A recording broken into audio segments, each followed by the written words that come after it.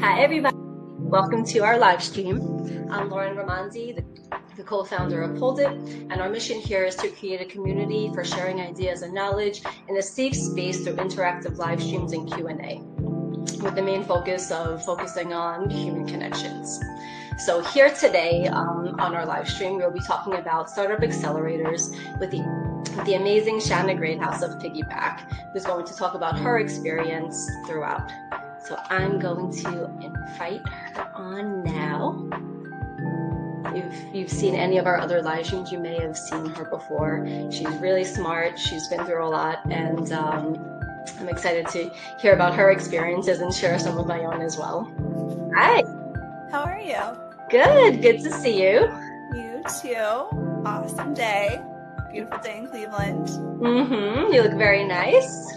Thank you. Put on my summer outfits. So I know. I'm excited. I have the no sleeves on. I think the last time we were in sweaters, so I'm very excited. Yeah. I'm excited to be here too and dive in. Thank you so much. Absolutely. So you have been through a few accelerators, right? You've been through 7 or 8. I think 8 Whoa. is next week. Yeah. Wow. Okay. So let's jump in. So accelerators. So some people get confused between accelerators and incubators. So let's start with that. So what is the difference between the two? So incubator is kind of what it sounds like. You're a really small, you're at infancy stage, you're looking to grow the idea, come up with product market fit. Well, you can do product market fit later in accelerator too, but you're testing the market, validating your idea.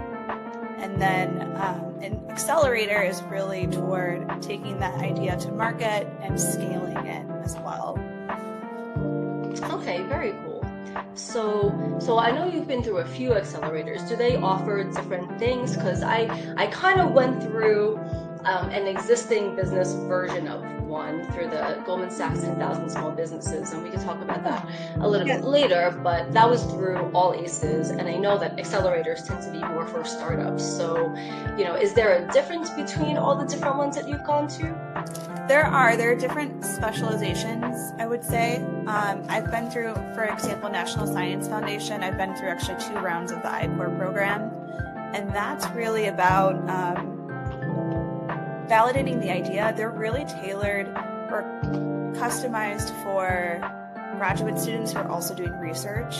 So they go into the very, very, very basics and then expand from there. I went through it twice so that I could get forced to talk to people because I am more introverted. So it was a way to, there's grant money at the end, like a small amount for the I-Corps program, but it forces you to talk to, I think by the end of the program, it was like 120 people. So it's a great motivator. Okay.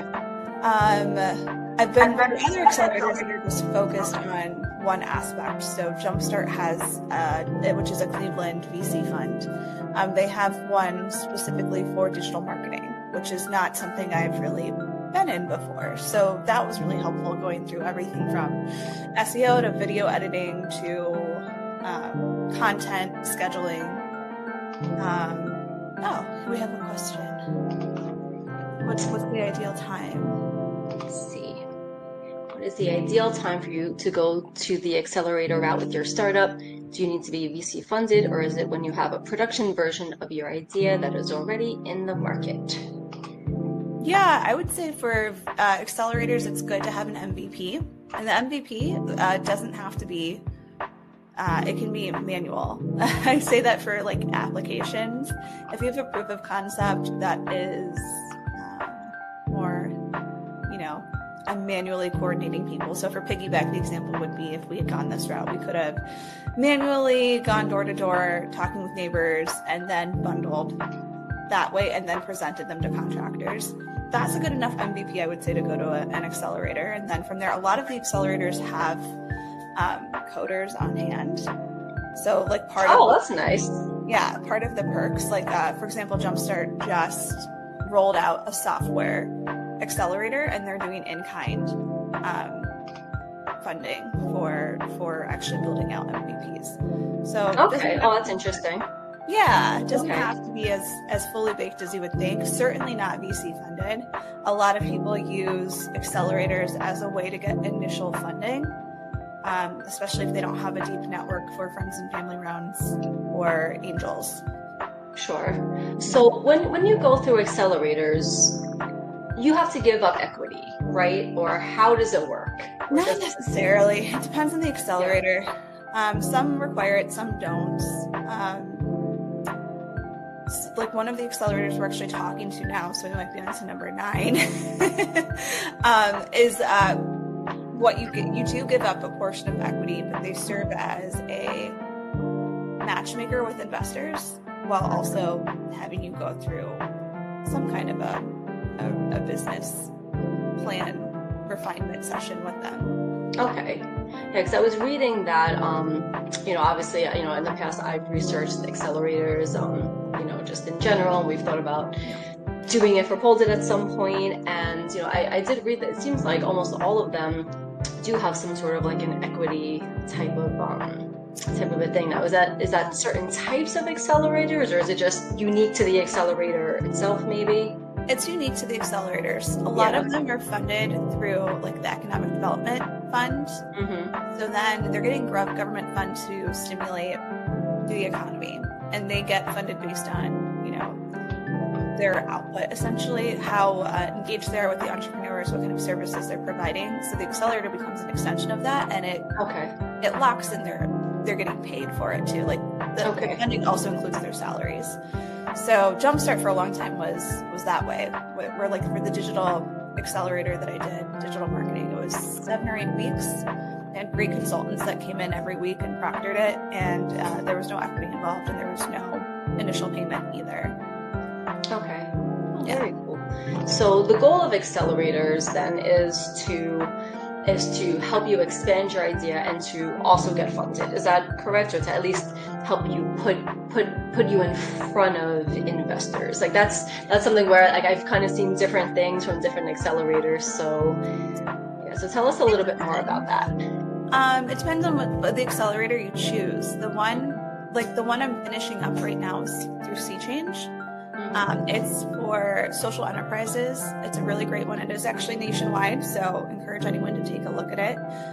Once you need it, it's a lot of repeat curriculum from every other accelerator I've been in, and it doesn't necessarily match you with investors, though at the end there's like a pitch summit that they host. Okay. So that there are investors that are invited, so you could, in theory, there.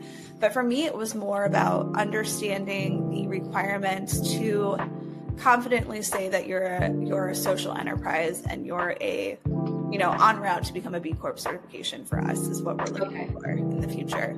So how rigorous the KPIs have to be. What kind of statistical modeling do you have to do to establish a baseline, if any? And so that was why I chose that one. But other accelerators, they'll match you with investors. There's one I'm doing next week where that's the goal. Okay. Yeah. So I was going to say, so I know there are a lot out there, and I've heard there are kind of some scammy ones too that you really have to look out for, that some of them are just not necessarily worth the time in the association. So, so when you have gone through these and whatnot, what process did you use to vet them? So it's really easy to get really hyped up when you get into them. I would say I had been a founder for like 2.5 months. I went through a process with an accelerator that is a TV show, which I wasn't thrilled with. Oh yeah? Which one? I don't want to say it because I don't I want to watch you. We're going to look at you, Shana. No, I didn't actually do it. I didn't. So I decided against it because it did come across as a bit scammy. More for the an interview value, right? Yeah. It was to take place as it was a mix of tech plus mostly small businesses, so more like the Goldman Sachs kind of oriented model for the small businesses, which was the first thing. I think you should go toward an accelerator that complements your niche, and it was a competition, but then there wasn't actual prize money at the end. And then you could only stream it through their app. or on Facebook. Whenever I Googled, like I did the search and Meta for it, it like didn't come up. So I'm like, and you paid money to participate. Oh, okay. Yeah, So because there's all kinds of red flags there. Yeah. You said like 3 different. Well, the lodging makes sense, right? I guess. But I don't know. Go to If it's a Oklahoma TV with show, a bunch of strangers for like 2 weeks. I mean, it seems like the real world of like accelerators. We'll talk later because there's a tie. And there you go. That makes perfect sense. Yeah, I was like, I don't think about this one.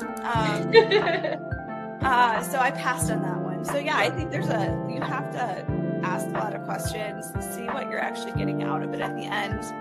Look at who their past cohorts have been, and if it's a really new accelerator, make sure that they're not trying to stick you with their startup fees to get the accelerator going. Yeah, and I've never heard of that before. That's actually interesting. Of someone paying you a fee, because isn't the whole point that they're trying to help you get money because they know that you're a startup with no money, right? Like, isn't that the whole purpose of having the accelerator? It doesn't connect with people. At least that's what I found based on the hundreds of outreach from LinkedIn I get every single month asking for me to pay them to do something like generate revenue. And I'm like, don't you connect to startup pre-seed with people don't connect with us.